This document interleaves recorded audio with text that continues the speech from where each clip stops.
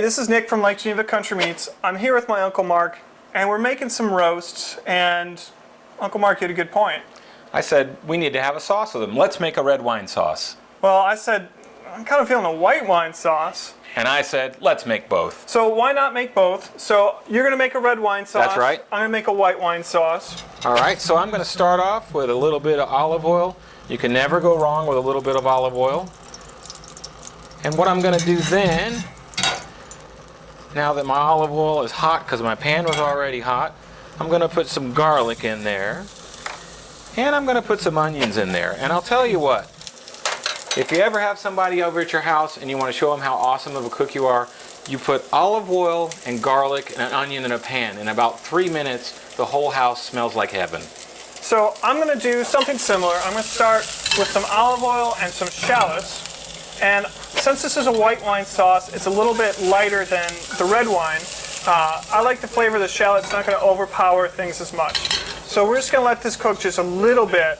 And then this is a very simple sauce. All you need is a little bit of Chardonnay, and I want everybody to see this. We're using Hess Chardonnay in honor of my Uncle Mark, who is a Hess that has graced us with his presence today, and a little bit of chicken broth. So I was going to say on the onions and the shallots as well, when you first put them in, they have like a white color to them.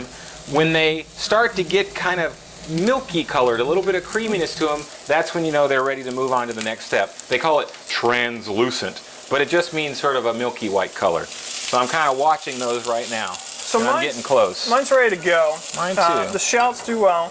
So, and this is very easy. A little bit of white wine, an equal part of chicken broth,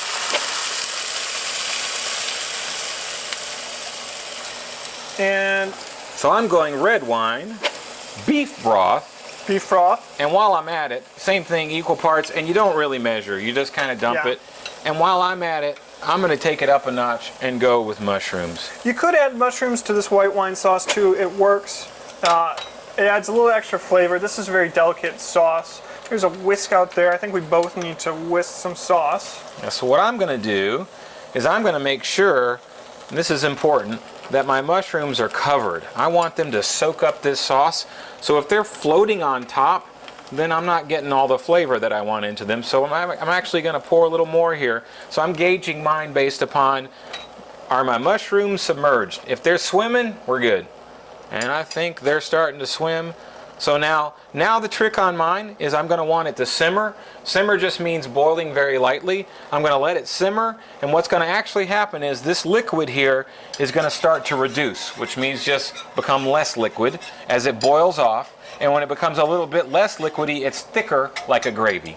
And I'm just going to watch it and decide, okay, that's thick enough, or no, I want it a little bit thicker. And once it's to the right thickness, boom, my gravy's done. Simple as that. So my sauce, I just had a little bit of salt. Salt is the salt of life. Adds a little bit of seasoning to everything. Just going to stir this. I'm going to bring it up to a boil. And once it starts boiling, and actually you can see the color, it's fairly clear still. I want it to be a little bit darker color. You get that color from the chicken broth. So I just add a little bit more chicken broth in there. Like Uncle Mark said about his, it's kind of by eye. You can see now the color's a little bit darker. So we're going to bring this to a boil.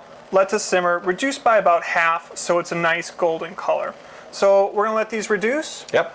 We're going to be back when they're reduced and you'll see the results. And the beautiful thing is, about the time they're reduced, the roast will be ready. And boom, we'll be ready to eat. How convenient. Alright, so we've taken our sauces, my white wine sauce, your red wine sauce. They've both reduced by half. We've taken them off the oven and they're ready to go. Yeah, so you can spoon these over. Now we've made a couple of roasts that these are going to spoon over. We have a pork roast, and we also have a steak roast, and you can spoon them over those. But they go over a lot of things. They're very versatile. They'll work on mashed potatoes or other vegetables as well. So we have the recipes for these on our website. You can click the link below to see the full description, and we have the recipes for the roast that we mentioned as well. So we're going to put the recipes up here next, so you can click on the links either in the description below or just right on the screen, and you can see exactly how to cook those roasts. Have a great holiday season. These are great whenever. Uncle Mark, thanks for helping out. Happy holidays.